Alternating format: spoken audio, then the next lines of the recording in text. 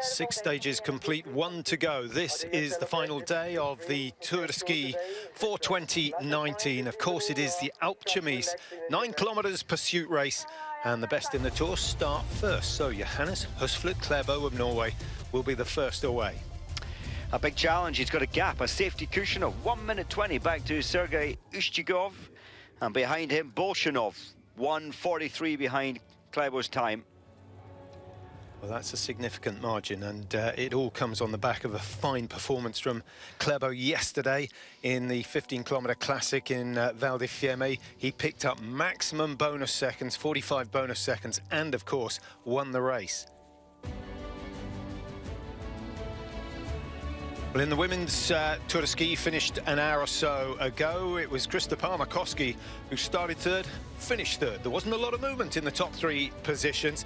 She had a go at catching Neprayeva, Mike. She went perhaps just a little too hard at the bottom, and another burst of energy from Palmer-Koski before she crossed the line, but too little too late. Give her another 200 meters, she maybe would have bridged that gap. But Neprayeva, so strong, so composed throughout. Yeah, very consistent over the last 4 stages of the Tour. She's been second in every single stage. And certainly someone to watch out for in the future. At 23, she's got a good many years of rising through the ranks. Won't be long before she's knocking on the door of the world's best. Today, she finishes second.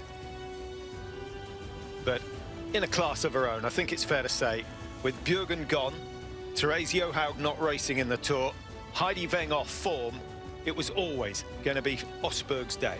It was, and she found her absolute speed up the climb as well. She's always said this is her weak point, steep hill climbing. Today, she put the rest of the field way, way, way behind her.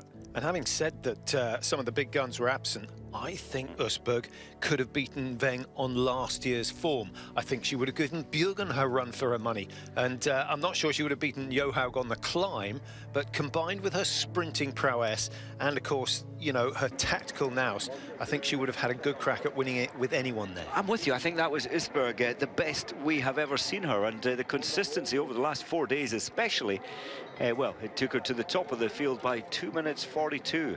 Long time since we've seen a margin that large at the end of the big climb. Well, there you see the standings of the women's further down the order. No real surprises, only 30 finishing the Tour with over 70 starting, so a disappointing dropout rate, but that has become the norm in the Tour de Ski, and especially with the World Championships just round the corner. There are those who fancy a crack at gold in Seefeld rather than busting a gut here in Val di Fiemme. Yes, it'll be interesting to see how Østberg, of course, she'll be planned to have rest, easy regeneration training. And then how soon will she come back to, say, quality speed work, the World Championships, as you say, what, 4 weeks down the line, 5 weeks down the line? I think she may carry this form all season.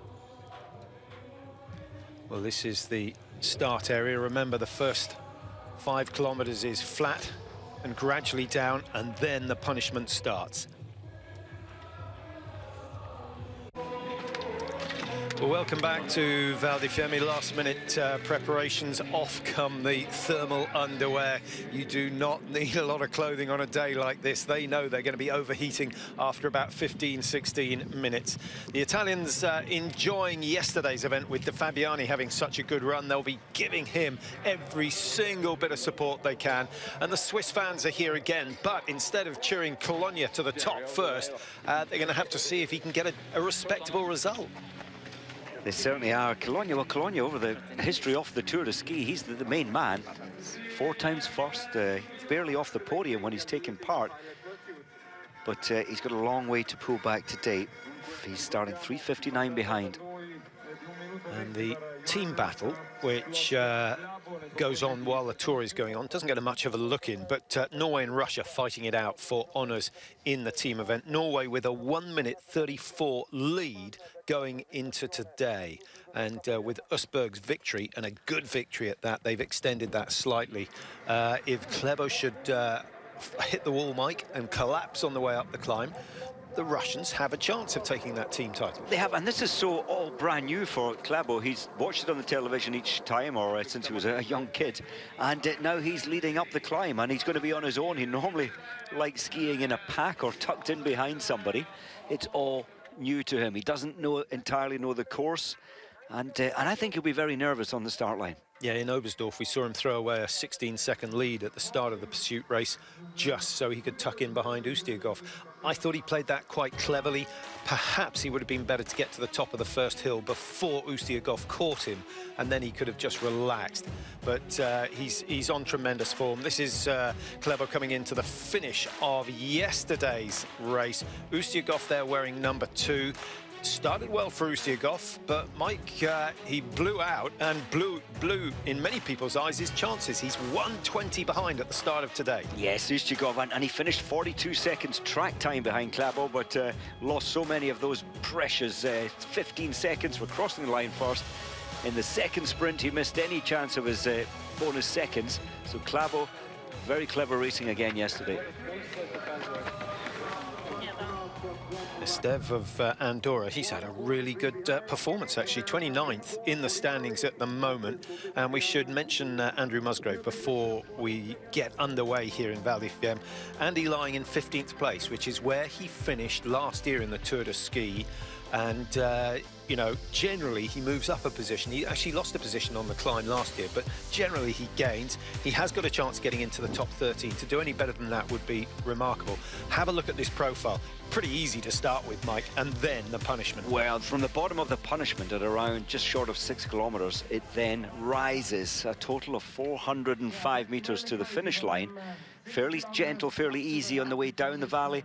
The wind playing a big factor. It was behind them on the lower part of the hills, but it's into their face at the top part. So tucking in behind somebody would be a sensible thing to do. Well, they see Musgrave down in 15th, 4:32 behind. At the end of last year, he was 5:18 behind. So if he can better that, he knows he's had a good year. And you've got to bear in mind, he wasn't really fully fit for the first 3 phases because he was ill over Christmas. I think he's picked up incredibly well. And last year, when he set those good times, he had scored points in the sprint races. In the early part of the Tour, he didn't manage that this season. And of course a top 10 finish in a classic race yesterday. Fantastic. He's just looking better and better, stronger and stronger. One certainty in his mind, he'll be giving everything on this second part of the course, the steep climb. Here's the Fabiani.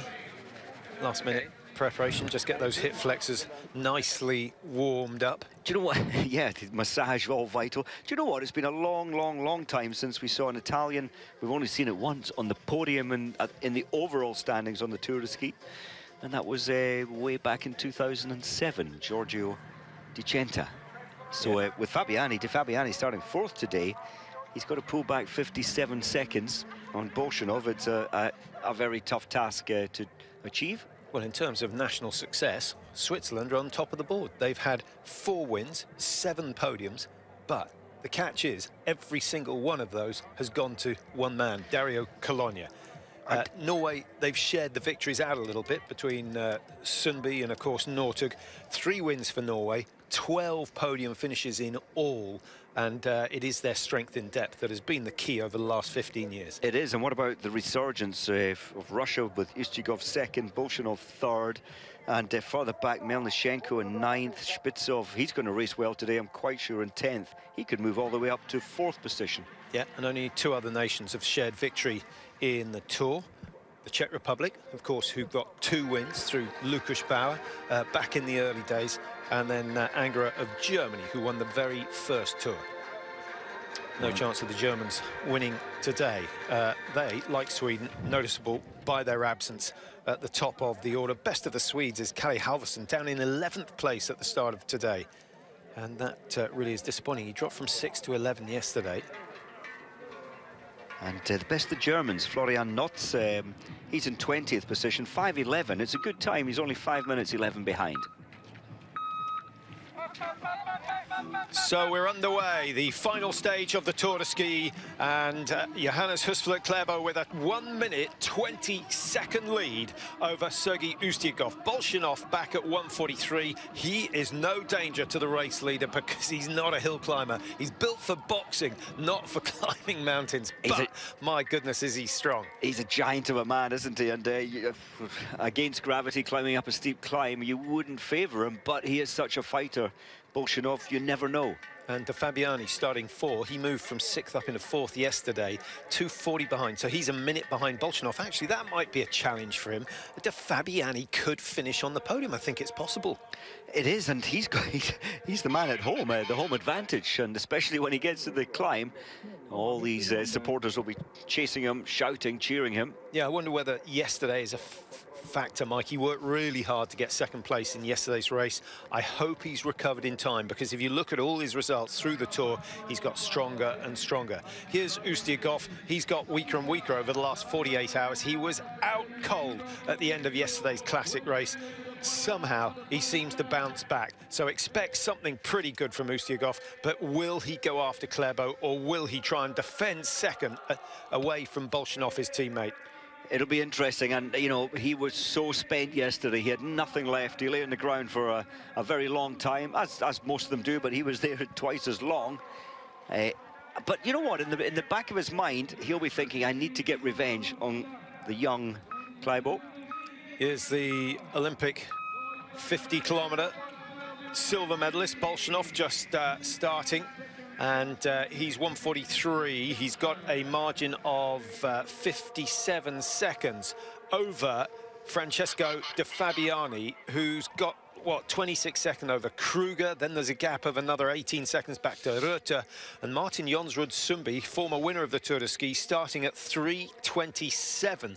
He's a very quick climber, Sundby, but even he's going to struggle to make up a single place. It's tough. It is tough. Further back, the margins become slightly tighter. We'll see some changing places further back. Yes, Sundby setting the fastest time up on this stage last year. Yeah, I think that's was it your suggestion to chop the times in half, reduce the deficit? I think they would argue about that. It would certainly liven up the last day. It certainly would. Or the suggestion that you can carry a kilo and have 20 seconds taken off your time, up to a maximum of 10 kilos. You'd have to get the balance right if you, like horse racing, if you were to add the weight. So De Fabiani will track him. 2:40 he starts behind. Remember, that's a 57-second gap up to Alexander Bolshinov.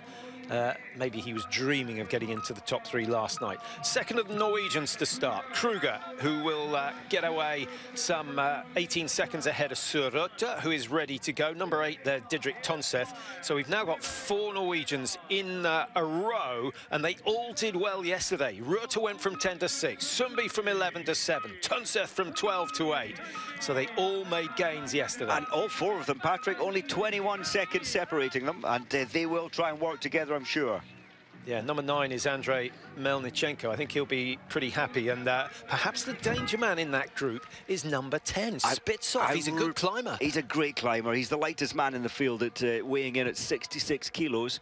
And he's got the the heart of a lion. Yeah, he was second fastest climber to Martin Sundby last year. Only 4 seconds outside Sundby's time on the Alpchemise. That was the climbing section alone. I took out the first 5K.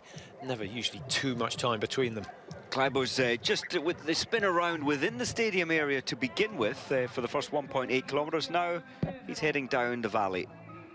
We'll get a split quite soon to see how Ustiakov, for me, has looked so easy in the stadium area. I doubt he's pulled much time, if any time, back at all. Well, that's quite a long leg drive from Ustiakov, and that's usually a sign that the athlete is pushing the pace.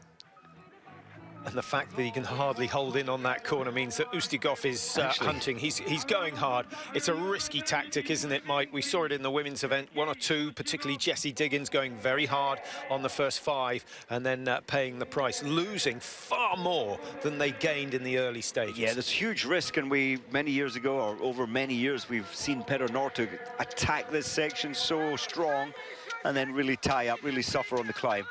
1 second slower. If Ustiagov's gone fast, Klebo has gone even faster. 1:21 now the margin, and that will not be music to Ustiagov's ears when he gets the split. Bolshinov. But I do think, Patrick, that Klebo is the unknown when it comes to the climb. First time ever. Ustiagov has gone up it and won, having climbed up it. Bolshinov's been up it before. But it's the unknown. Yes, he's got all his teammates to talk about it, what's the best strategy, but then he has to physically push himself so hard now up the final 3.5 kilometers climbing. Bolshinov from 1:43 to 1:49. De Fabiani, has he got any closer? He was at 2:40 at the start. He's not really. No, he looks to have taken it fairly steady. I think, you know, he knows this part of the world very well, and I'm sure he's done a few mountain skis before. He must have, and his strength doesn't really lie in the freestyle. He's more a classic specialist, like we saw yesterday on the taking second position by 0.6 of a second behind Klebo. Yeah, he hasn't got the quads of the normal top freestyle skaters, has he? And the timing, when you look at Bolshinov doing this and this, the energy through the legs and the hands at the same moment is more explosive from some of the better freestylers. And of course, De Fabiani with quite a lot of pressure behind him. Kruger, Reuter, Sumbi, Tunseth, Melnichenko, Spitsov, all starting not too far behind, 20 seconds or so.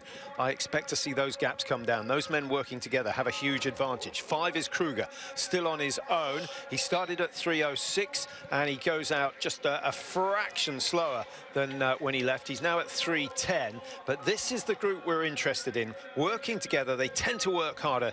They started 3:24 behind, and they've not really made any gains on Johannes Husfeldt-Klebo, who said he'd start slowly. He's done anything but. Well, fastest to this point is Halvarsson. Kalle Halvarsson, 11 from Sweden, the white suit there. Well, blue at the back, white at the front. Yeah, 12-second gain from Halvarsson of Sweden. So that shows you his intent. But I think his game plan, Mike, was just to catch the group and stay with them. Surprise, surprise, no change in the top 3 in the early stages of the Tour de Ski. Klebo is still over 1:20 clear. He's gained 4 seconds on Ustiagov in the early stages. Ustiagov has done this climb a few times, Mike. He knows where you can make a mistake, and maybe he's actually delighted that Klebo is piling on the pressure going into the bottom of the climb. And maybe he is. Ustiagov certainly, for me, will look to be moving much more economically and only losing 4 seconds in this just under 8 minutes of racing. So yeah, maybe Ustiagov was just thinking the final attack, and it's going to be what, about 17 minutes in total, the climb from the bottom of the mountain up to the top. Bolshinov's lost 13 seconds in the first 4K. They've got another kilometre of relatively easy, and then it all changes very, very fast indeed. This man said he'd start easy. Well, he looks comfortable, doesn't he? He's a good skier on the flat, Mike. For the British viewers watching, a lot of them will ski or have learned their sport at Eton Dorney, around the rowing regatta lake there. It's very similar to that, the first 5K here. It is, and the trend is, well, little climbing in the stadium, then gently the trend is downhill. Then we get to the lowest point before the 405-meter rise to the finish line. Yeah, well, we watched De Fabiani. I told you at the beginning of the season about a guy called Mick Berwick who hadn't skied up to the beginning of December. And before he'd ever put even roller skis on, he'd entered a marathon, which he doesn't know whether it's going to be a 42K race or a 60K race. And he's running out of time. He's got about 11, 12 days before the race. Actually, it must be 2 weeks before the race down in Obertiliac. And he has yet to put snow skis on his feet. We were having a gamble as to whether he'd actually complete or not. But I can tell you that over this weekend he cracked 35K in one session. So he's getting there. He's a brave man. That's some challenge if you haven't skied before, but sounds good. Be interested to see how he gets on. Well, this group are working together. Sumbi at 3:32, so he's lost 5 seconds to the race leader. Spitsov struggling, and Halvarsson taking 12 seconds off in the stadium grounds. He's now burnt his bridges. Already? Surely not. Surely not. Maybe just feeling that the pace was a little bit stiff. I think all the Russians seem to be playing the same game, Mike. 85% into the base of the hill, then start to work. We've seen it so often. And Petr Northug, you know, he was nearly always chasing at this stage, or being chased. Number 13, that's Andrei Larkov saying, you can take the wind for a little bit. Hans-Christer Holund having to come through. And I think maybe the wind is a factor here. It is. I've just heard that Colonia hasn't started today. He had planned to, but he hasn't left the start line. That's a pity. Yeah, especially for those guys who've carried those 15-kilo bells up to the top of the hill to ring them as Dario comes up. They're not going to see the Swiss giant make his way to the top of the Alpe d'Huez this year. He was 12th in the Tour after the 6 stages, but 3:59 down. It was never going to be victory number 5. Here comes Andy Musgrave, if I'm not mistaken. Yes, it is, wearing bib number 15. And he's got Villig Jean in behind him, who started 1 second behind. And might be an idea to invite the Russian through to take some of the wind. Mussi's lost, what's that? Started 4:32 behind Klæbo. He's now 4:50. He's gained a place. Gained a place, but you know, let's view that as positive pacing. But that place was Dario Cologna's, who didn't start, so that wasn't difficult. We'll go for that anyway. Yeah, we will take it. That. Yeah, 14th PB for Musgrave, if he can hold on to that position. He finished 15th last year. Here come a pair of Frenchmen. We've got Maurice Magnificat, followed by Jules Lapierre, and actually Jules Lapierre in front. Magnificat, Mike. Well, he's so good. He's not your typical shape for the best climber, but I'll tell you what, he always gives us a top 3, top 5 fastest time up on this stage, the final 9 kilometers. He's so strong when it comes to climbing. Lapierre as well. I felt he's going to, or I feel he's going to be a good climber. Yeah, they're not doing too badly. They started 5:31 and 5:32 behind, and they're, you know, doing nicely. I think we might see them gain a position or 2.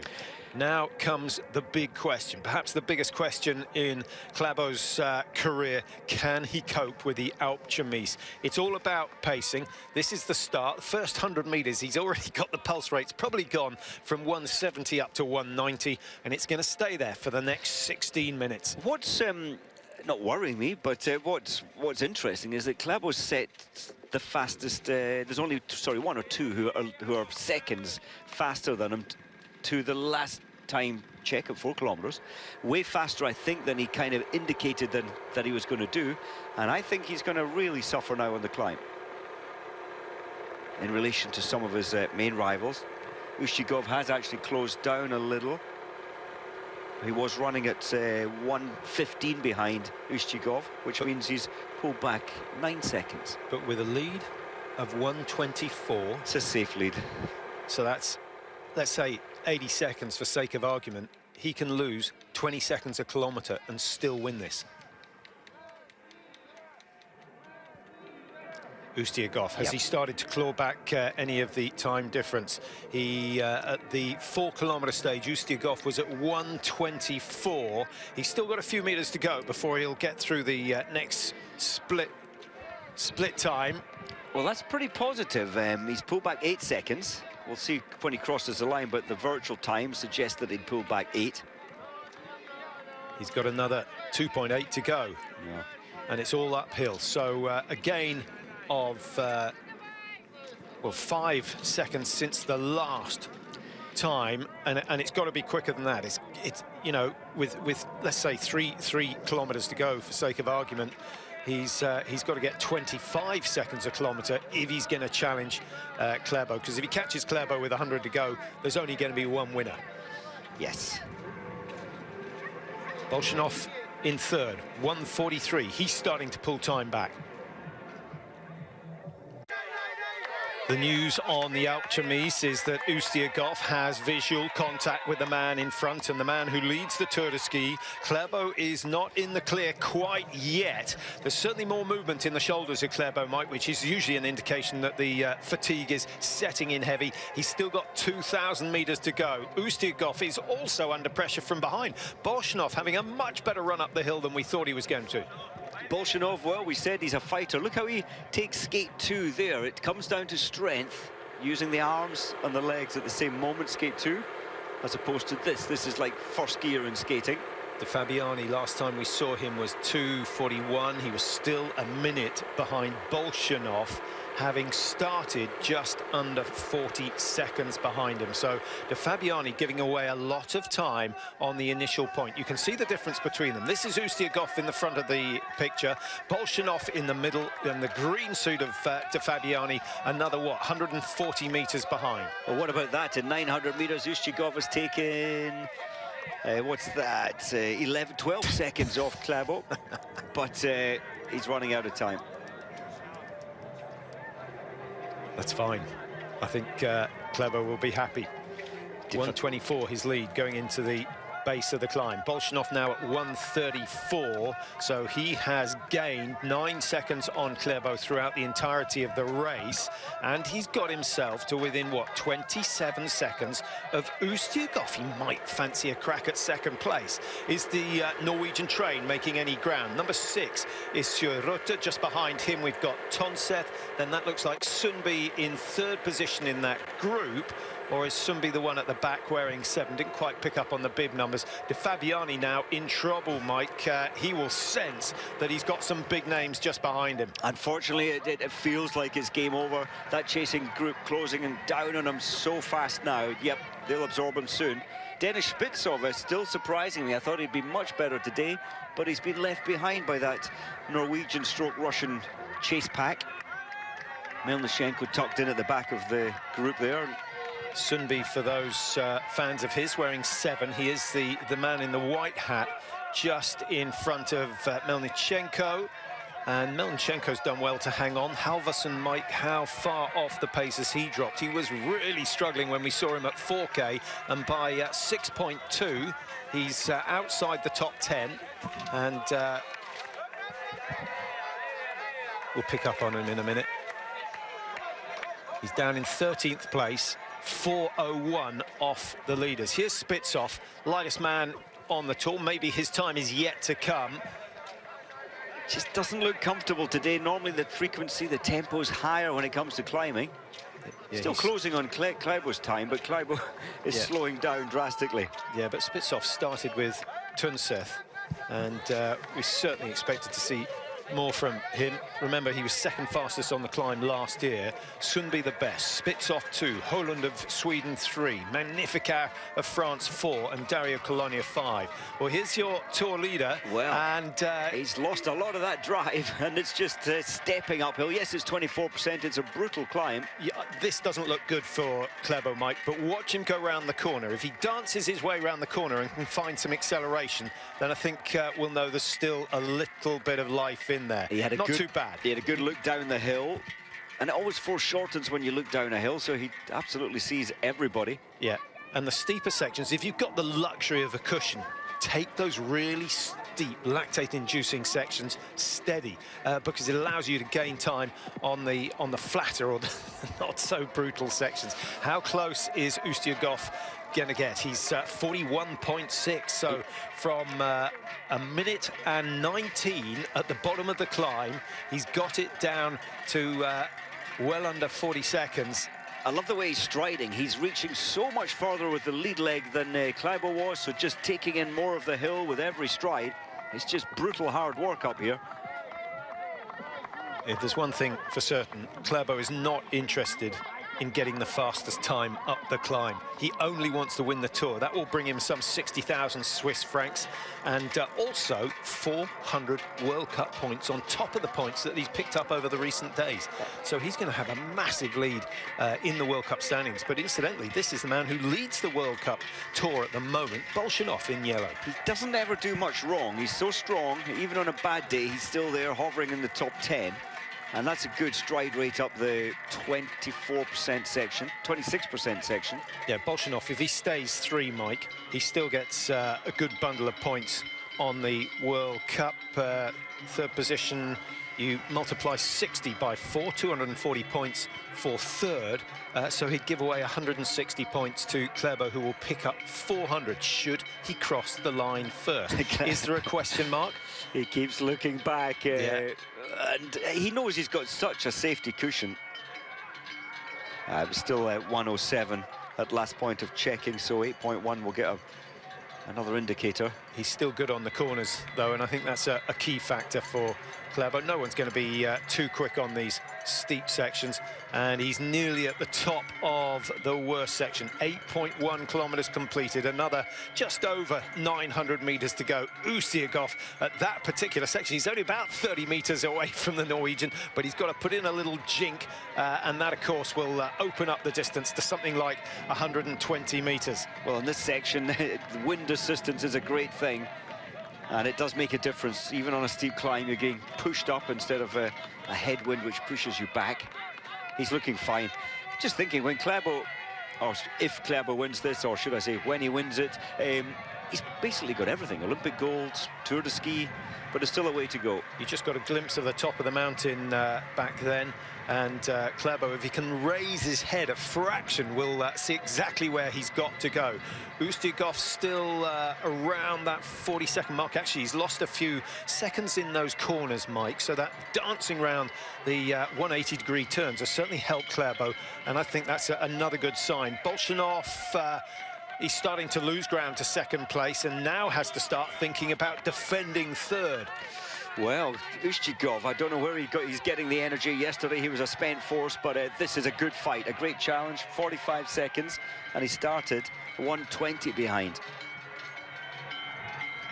You just feel that Bolshinov, he's going to be able to stagger his way up here, no matter what challenge from behind, to hold on to third. The field separating further back to Fabiani, all the spectators, majority wanting that green suit to be in third place. It's not happening today. I just can't help thinking, Mike, how exciting this race would be if those margins had been halved at the start of the day. It would be an absolute belter of a race, and that's what the Tour de Ski needs. It needs a great finale.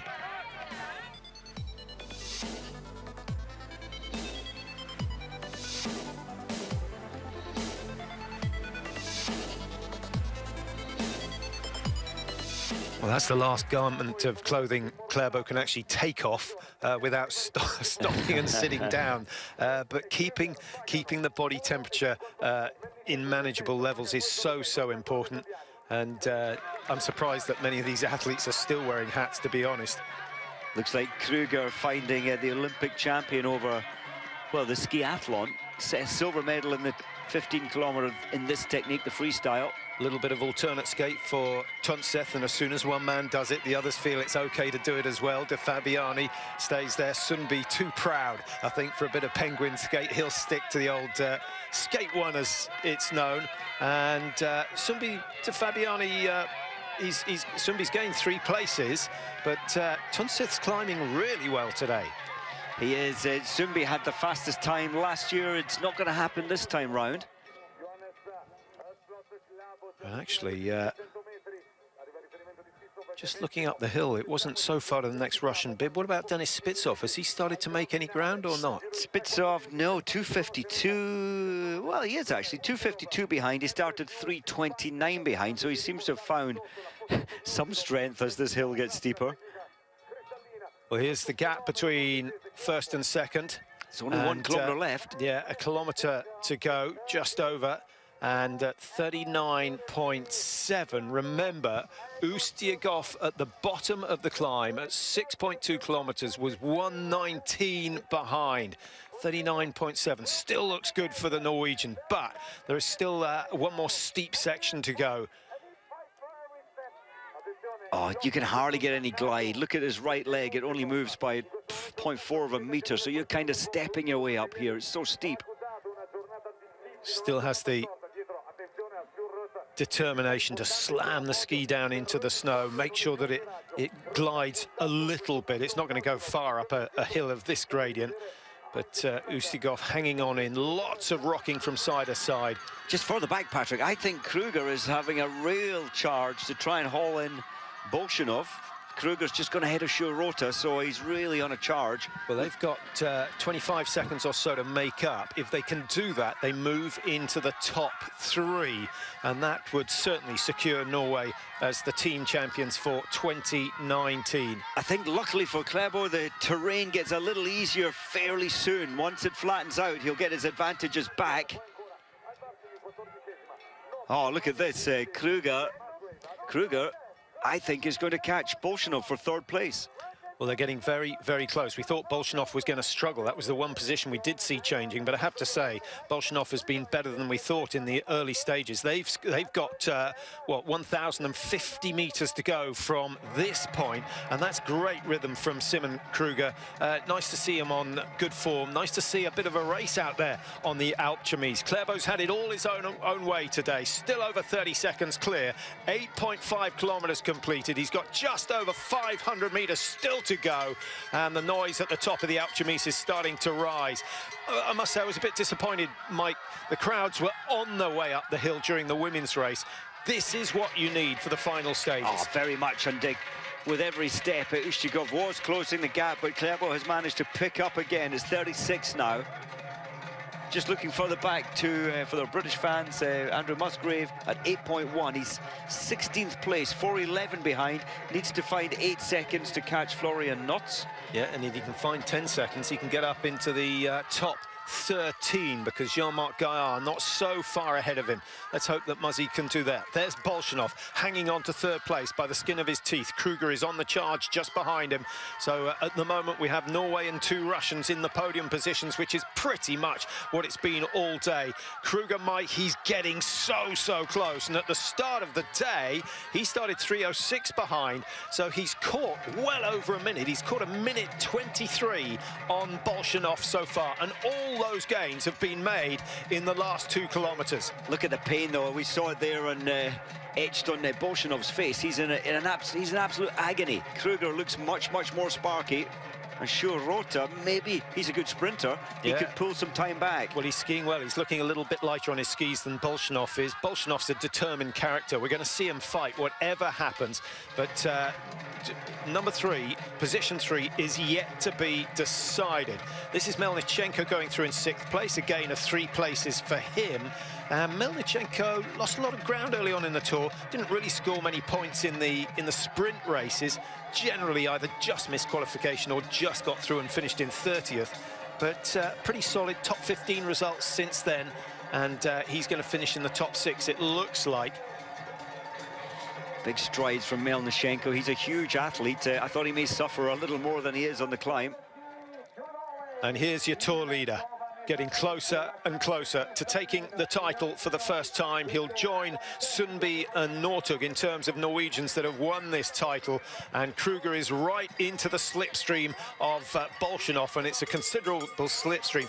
Interesting to see, Mike, the wind not always favourable up here. Kruger could do the wise thing and just get some protection on those sections into the wind. But no, he's gone, and he's gone early, and there's no response from Bolshinov, who is now in danger of dropping down into 5th place. He is. Sure, Rota sees the bait ahead of him, that Bolshinov is looking weak. He's really suffering. That was some strategy from Kruger. I thought he might rest up a little. Oh, look at the gap. If this climb went only just a little further, Ushchigov may have had a chance. Well, that is very relevant, Mike, because with 3rd position, Bolshinov would have picked up 240 points. If he drops down to 5th, that goes to 180, so a loss of some 60 points on the World Cup, and means that Klæbo gains over 220 with the victory today. So Kruger and Rutte doing Klæbo a big favour. They are indeed, and what a performance from Klæbo up front. He took the fast pace down the valley to suffer his way up this climb, and he's done it so well. Could well be 50 points for the quickest climb coming the way of Simon Kruger. And this man will be mighty relieved to see the finish. Is he going to have any energy to celebrate as he goes across the line?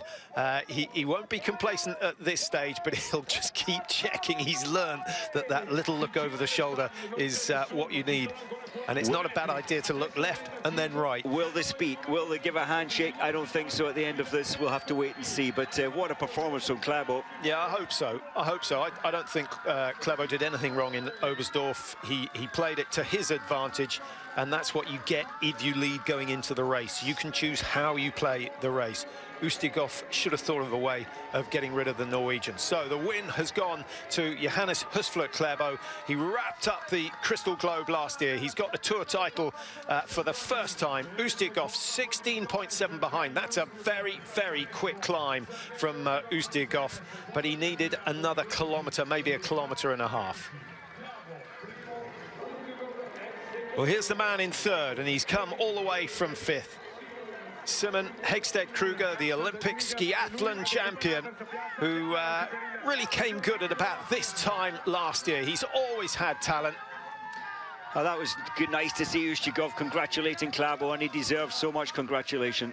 So, 2 Norwegians on the podium instead of 2 Russians, and poor old Bolshinov missing out. Now we've got to see whether he can hang on to 4th place. No, he can't, because coming very strong in the closing stages, Sørøte finding himself 50 meters ahead of Bolshinov. So Norway, 1, 3, 4. Not quite total domination, but not far away. Look at Kruger. He's gasping this thinner air up here. What are we? We're up at 1,400 meters up there, bottom of the valley, 900. What a climb. So Bolshinov finishing 5th, drops down to 180 World Cup points. What a massive, massive bonus for Klæbo in terms of the race for the Crystal Globe. Lost himself a lot of money in those in that last kilometre as well, Mike, as we watch Sundby, previous winner. Sorry, Spitsov is trying to get him. Does he know? Yes, he does. Yeah, you're not going to steal 7th place from Sundby that late in the day. Spitsov let too much go early on, Mike. Not a bad recovery. 2:05 the margin in the end, and Spitsov started 3:28 behind. So big gains on Klæbo. De Fabiani, well, he'd be hugely disappointed, dropping from 4th down to 9th. But as you said, Mike, it's the classic where he excels, and yesterday was a brilliant example of that, finishing 2nd. Good strong finish coming in from Andrei Larkov. He goes from 13th up into the top 10, getting ahead of Didrik Tønseth in the last few meters. And so it's really all about Norway and Russia in the top places, Mike. Italy in there with, by virtue of De Fabiani. But where are the Swedes? Where are the Germans? Where are the French? Well, do you know, the next flag we're going to see, different flag, hopefully, is Andrew Musgrave, and that was Hurland across the line. Muzzy, in fact, had dropped to 17th last time of asking, 4:24 behind. Yeah, seems to be struggling in the latter stages of the climb, which is a shame. Has he got anything to chase? He's about 10 seconds off 16th place, which will be disappointing because, remember, Musgrave finished 15th in the Tour last year. It's been a good ski from Florian Notz. He's had a tremendous climb here, and this is going to be his best performance of the Tour. There are the 2 Frenchmen. 22 is Jules Lapierre, and Jean-Marc Gaillard just behind him. Well, Lapierre, in terms of number movement, he's gone from 22nd up into 14th. Good shift, good gain. Yeah, that's a really good gain, considering he started 5:32 behind, and he was a minute 15 off 14th place at the start of the day. Here's a man who started hard, Kalle Halvorsen, and he paid a big, big price. 17, Jean-Marc Gaillard, and he finishes 15, so a gain of 2, 3:58 behind, having started 4:51. Here's Andy Musgrave. Haven't seen him for a while. He looks through his legs to see Victor Thorn. He's safe as far as defending 17th place goes, but not the sort of finish we were expecting. Certainly not the finish that Andy would have wanted today. No, on a break in training and well over Christmas time. I think he's done so well. 17th is still great. Only 4:23 behind, having not picked up many bonus seconds. Yeah, and last year he was 5:18 behind at the end of the Tour. I know the Tours vary in distance and the races, but that's one positive to look at. There are your top 3. Klæbo has the title. He's the Tour de Ski champion for 2019. Ustigov kept the pressure on to the last moments, but denied, had to settle for 2nd. Kruger, the most impressive performance on the day, coming through from 5th place to finish in 3rd and denied both Bolshinov and Tønseth. Velijanin just crossing the line. He's finished in 3rd once back in 2013. Krug into 20, having started 18. Magnifica started 21, finishes in 21. And just for those of you waiting for Dario Colonia to finish the line, if you didn't hear from us earlier, Dario retiring just before the start of today, and I wonder whether he's starting to think about the World Championship 15K. Yes, maybe, and he didn't pick up any of the bonuses yesterday, Dario. The sprinting wasn't quite as good. I thought he was a little stiff through his injured ankle from 4 years ago. But hopefully we'll see Dario really challenging, and hopefully another victory for a 5th win on the tour.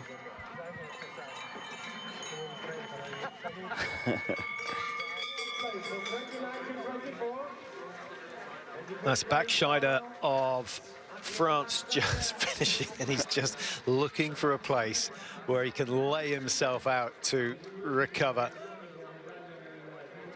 Now, all these guys, Mike, will have done a lot of fell running. They will have, they will have been through painful training sessions before. What's the difference with this? I think that because we've now been at the races for 9 days, 7 races in 9, you've got this fatigue throughout your whole body, especially with the intensity of they're 15-kilometer, the majority of races they've been on, but on a daily basis, that zaps your muscles, and you just can't recover. Throw that in the mix with a huge climb as the final 3.5 kilometers, and you've got people who can barely stand. Tell you that Esteve Altimiras from Andorra, certainly worth a mention. 29th up to 24th. He's had a cracking run today. Started 6:51 behind. He's gained 1 minute 10 seconds on Johannes Kleber. There he is. He deserves a drink or two tonight after that effort. That's a really, really commendable ski. And I think one to watch for the future. He's only 22, and he's shown his absolute strength at Junior World Championships. He could still race there again this year in the under 23, I should say. Andreas Katz just coming through wearing 31. Incidentally, Dietmar Nuckler, the only other man other than Dario Colonia to withdraw before the start of today. Already 7.5 minutes has passed since Klæbo came across the line, but there are plenty of little battles going out on the tracks. Keishin Yoshida just missing out on a top 30, or is he going to get top 30? He may well do. Good skiing from Yoshida, and he's still got a lead of some 20 meters over some much faster skiers behind him. I think that's Bezmertnik who's coming through to finish fast.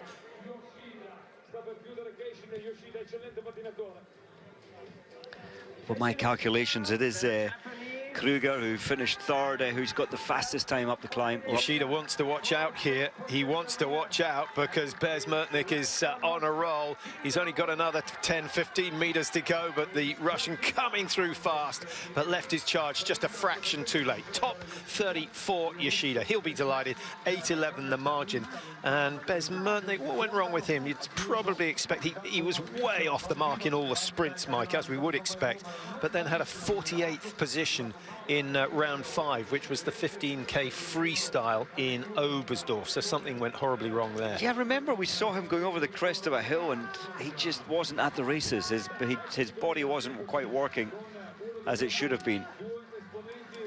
Stefano Gugner and Snorri Einarsson finishing in 34 for Iceland, having started 42. So Snorri's had a superb run today, 10:37 plus the wave, and he started 10:46. Well, there's going to be a bit of a traffic jam here of bodies splayed on the floor. Yeah, so Einarsson's going to drop down the order because he did start in the wave. That will all sort itself out as the tail enders come across the line. Another nationality not really featuring the top 20, Mike, and all in all, a disappointing tour for the Americans. Yes, I think so. Jess Diggins, we saw earlier, really charging to try and move up onto the podium again, as she did last year, but it didn't work out. Yeah, Lustgarten just finishing 39. Having started today in 44th, so he's had a decent run, but really you know, after the last few years, and I guess one of the explanations is that the Americans are all about the Olympic Games, and so they very much run to those 4-year cycles, which other nations, they do, but not quite to the same degree. Yes, and bringing in new athletes, it takes time to get used to the circus of racing, and especially this, the busy 9 days of the Tour de Ski. The Czech Republic, it's been a long while since their man Lukáš Bauer won the Tour on 2 occasions. He won in 2008, Cologne won 2009, Bauer won again in 2010, and then pretty much vanished. Yes, he was, of course, the World Championships in Liberec. He was doing well there. He had a number of fantastic years.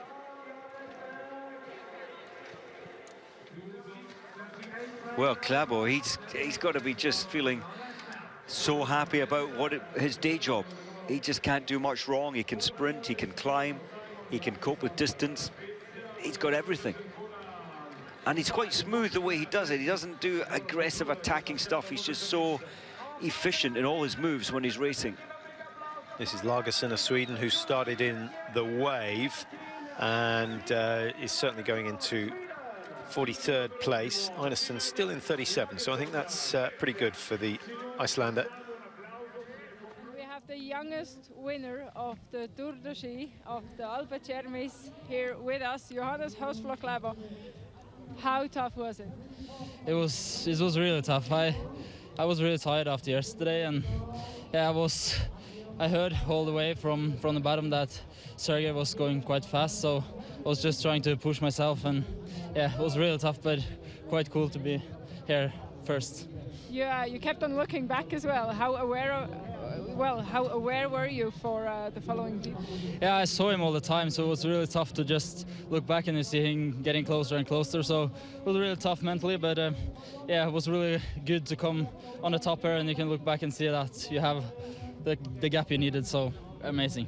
Also to you, welcome from Alpe Cermis. Thank you. Thank you very much. So we didn't learn too much from that. Been interesting to hear whether he, you know, about his approach on the bottom as we have a look at the standings. Klæbo is the champion, 32.51 is time for today, but it's all about the Tour de Ski. He wins the Tour, he wins 400 World Cup points, he gets 60,000 Swiss francs, plus all the bonuses that he's picked up along the way. It's pretty handy for a young man. Very nice to be flying back home tomorrow with well, after the prize giving tonight, he'll be a very happy man.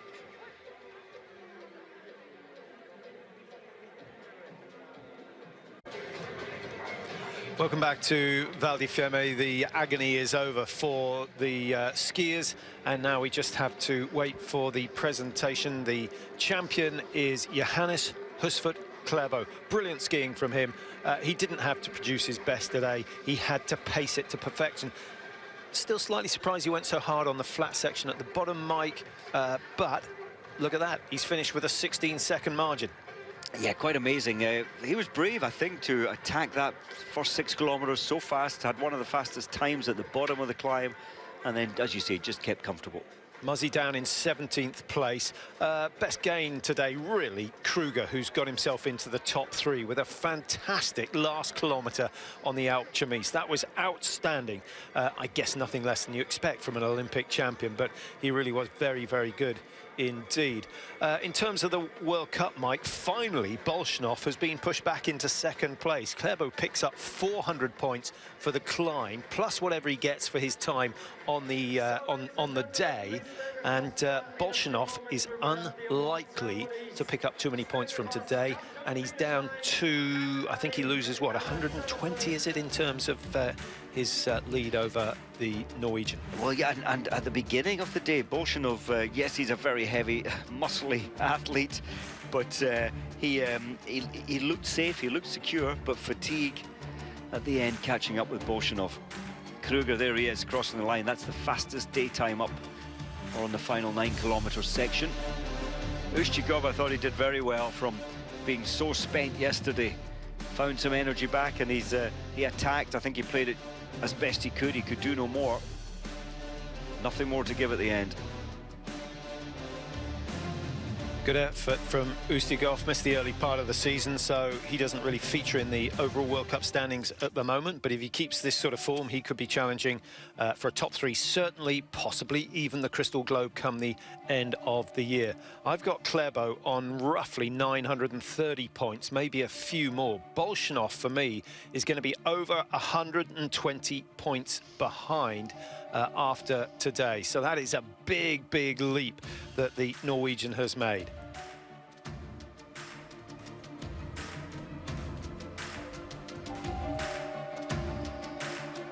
So having been in yellow all the way through last season, Mike, Klæbo is going to be in the yellow bib for the first time in the next race. Yes, he had a strange start to the season when he backed off in the very first race with 10 meters to go and Bolsjunov passed him.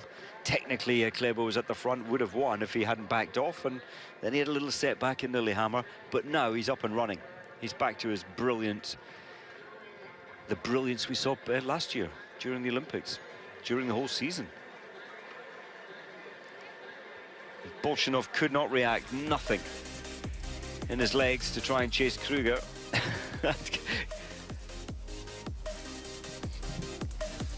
Klæbo just starting comfortably. He kept the pressure on to the bottom of the climb.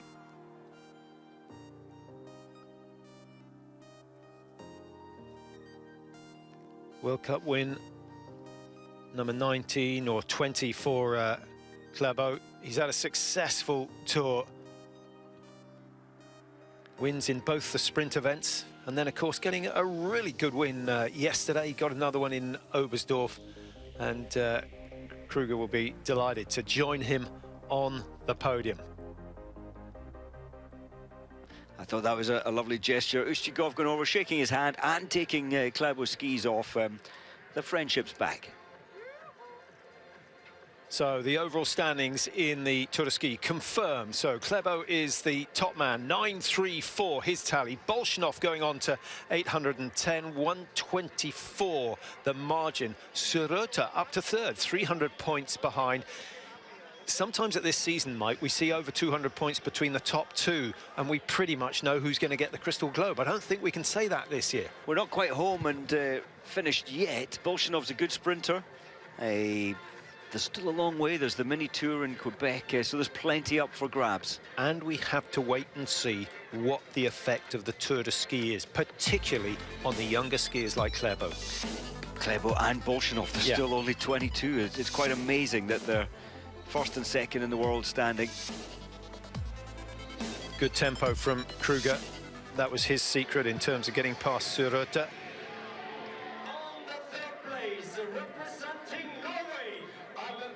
This should be a good celebration from Kruger. Started 5 today.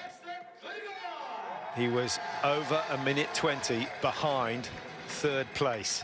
On the second place, representing the Russian Federation, al secondo posto rappresenta la Russia, Sergei Ustigoff. Ustigoff, who's won 5 stages on the tour in succession in previous years. Only managed 1 win this year. That came in Toblach in the 15-kilometer freestyle. He looks spent in that race as well. But here's your champion.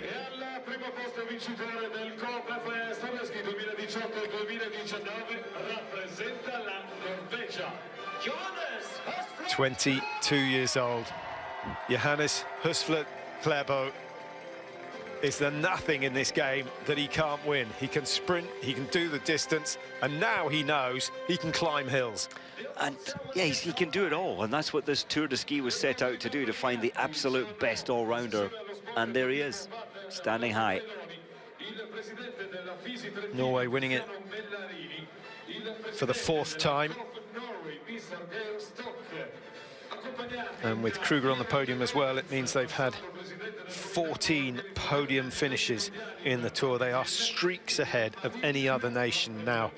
But in terms of wins, obviously level with Switzerland, who have 4, all courtesy of Dario Colonia. Disappointing that Colonia didn't start today. I think the crowds would have enjoyed to see him trying to work his way up through the field. Yes, but I suppose he knows best how he felt. He was down, what, in 12th position. He was detached by 4 minutes. Yeah, disappointing, but I'm sure he had a very good reason.